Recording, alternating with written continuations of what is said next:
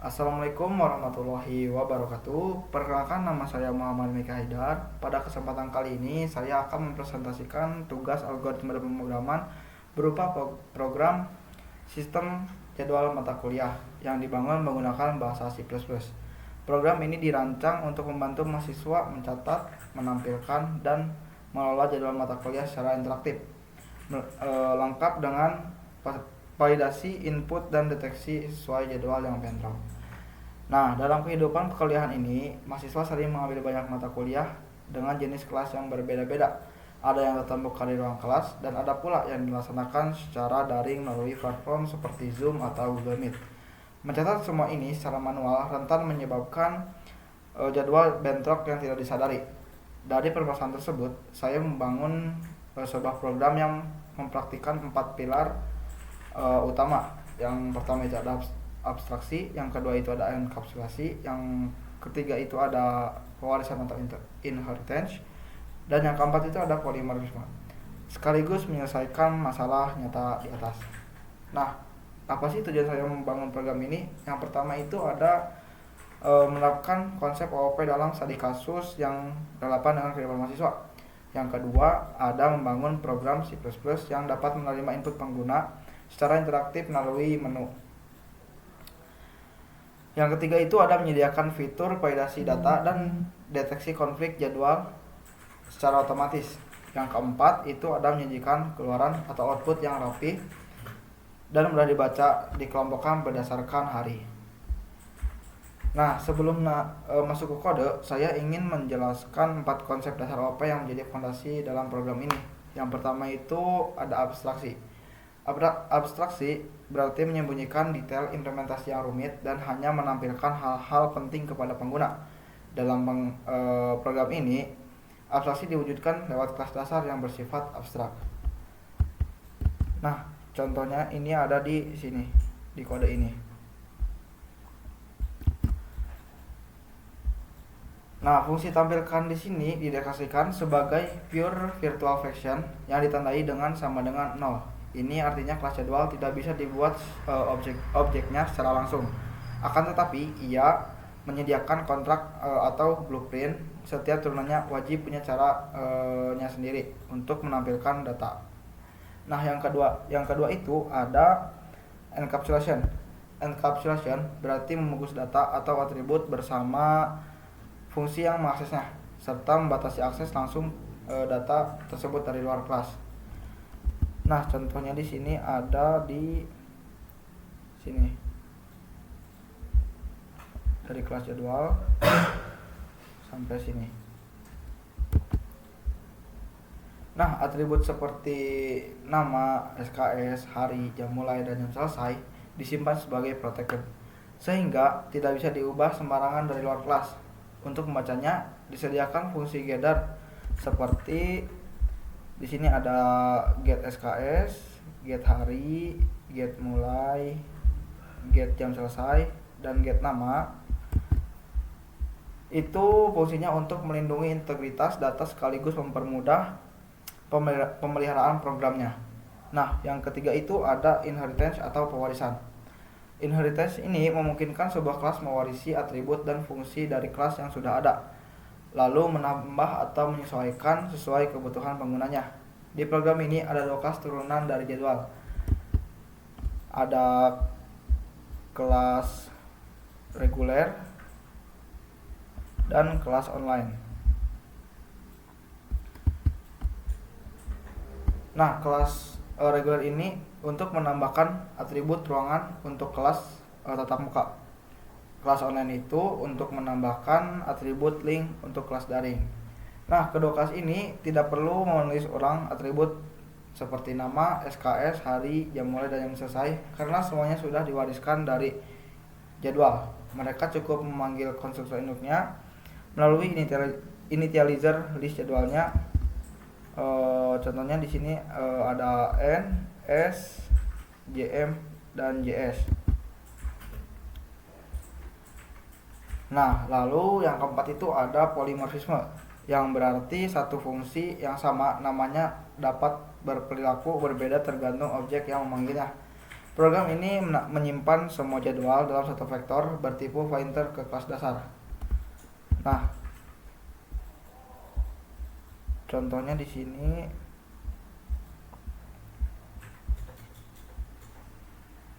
ada vektor kurang dari jadwal, lebih dari, dan daftar. Nah, ketika dipanggil J tampilkan, program secara otomatis akan memilih versi tampilkan yang sesuai, apakah itu milik reguler atau online. Tanpa program utama perlu tahu jenis objeknya secara eksplisit. Inilah kekuatan polimorfisme satu baris kode perilaku menyesuaikan objek aslinya. Nah, program ini juga disusun menjadi beberapa bagian fungsional yang saling melengkapi. Yang pertama itu ada fungsi input aman, ada input line dan input in dan input line.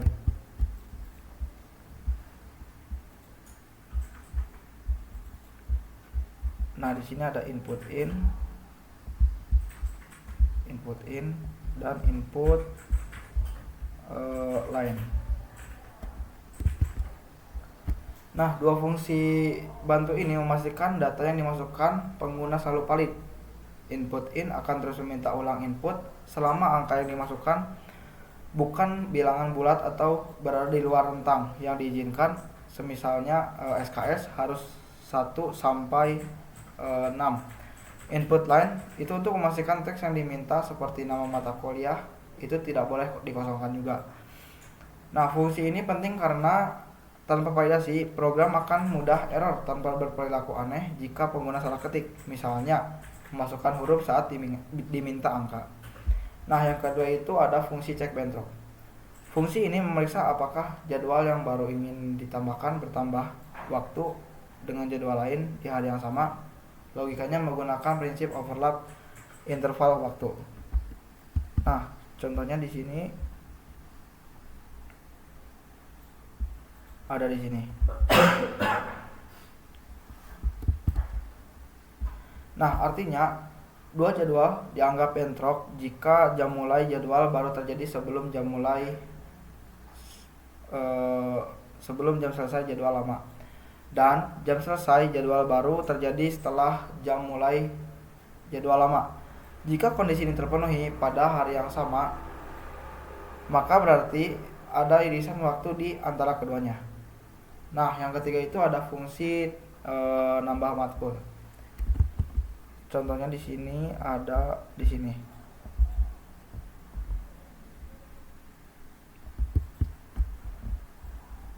Fungsi ini menjalankan proses menambahkan satu mata kuliah baru. Ini meminta nama, SKS, hari, jam mulai, dan jam selesai. Lalu memanggil check bentrok. Lalu memanggil jam bentrok ini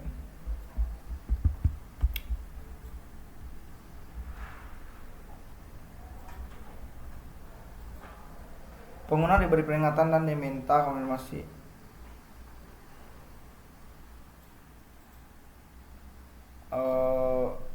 apakah tetap ingin melanjutkan atau membatalkan. Setelah itu, pengguna memilih tipe kelas, reguler atau online, dan objek yang sesuai dibuat dan dimasukkan ke dalam vektor daftar.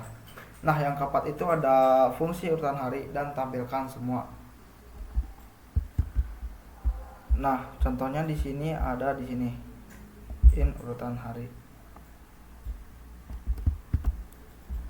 Urutan hari memetakan nama hari, Senin, Selasa, dan seterusnya menjadi angka urutan 0 sampai 6 supaya bisa diurutkan secara logis, bukan hanya alfabetis. Tampilkan semua membuat salinan dari daftar jadwal asli, lalu mengurutkannya berdasarkan hari terlebih dahulu, kemudian jam mulai jika harinya sama. Data ditampilkan dikelompokkan per hari dengan judul pemisah dan diakhiri dengan total SKS keseluruhan.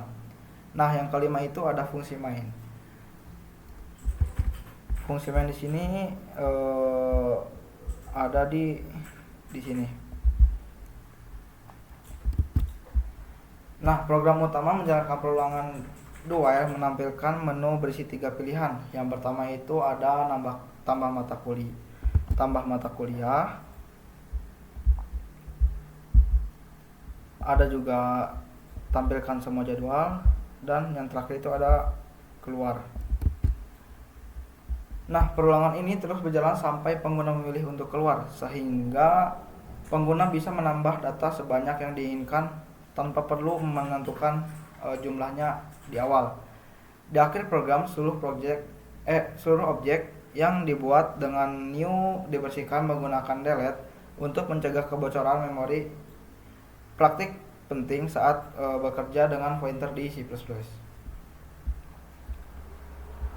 Nah, contoh alur eksekusi programnya adalah simulasi ketika program dijalankan menggunakan masukan 3 mata kuliah, termasuk satu yang bentrok jadwalnya.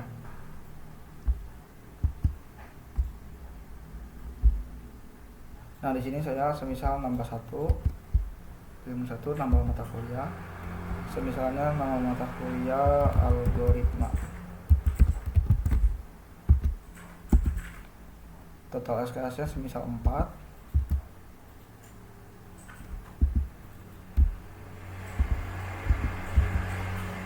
Harinya hari Jumat. Jam mulainya jam 8 sampai jam 11. Kelasnya kelas reguler.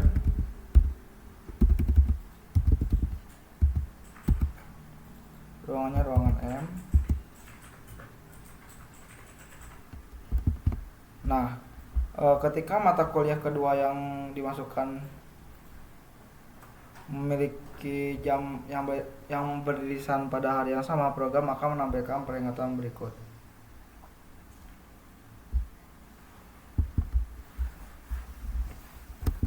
Misal 1 kuliah manajemen,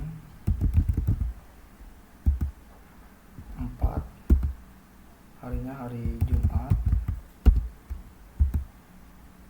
jam 9 selesai jam 10. Nah, ini akan menampilkan bentrok dengan algoritma jadwal mata kuliah algoritma. Setelah beberapa data dimasukkan, memilih menu 2 akan menampilkan seluruh jadwal yang sudah dikelompokkan dan diurutan per hari beserta total SKS-nya. Bisa ini tidak. Nah, saya akan memberikan nomor ini yang kedua. Nah, di sini sudah muncul jadwal mata kuliahnya.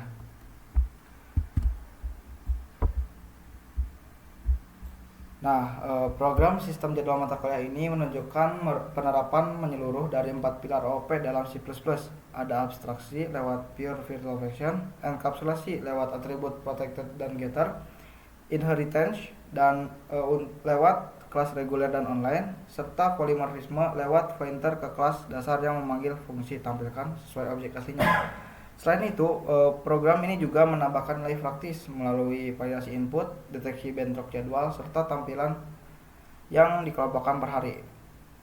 Menjadikannya lebih dari sekedar latihan konsep, tetapi juga solusi yang relevan untuk kebutuhan sehari-hari mahasiswa.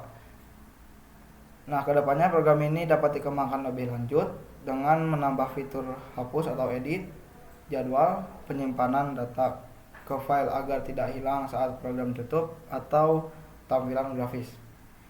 Nah, demikian presentasi dari saya. Terima kasih atas perhatiannya. Kurang lebihnya mohon maaf. Wabillahi taufiq wal hidayah. Wassalamualaikum warahmatullahi wabarakatuh.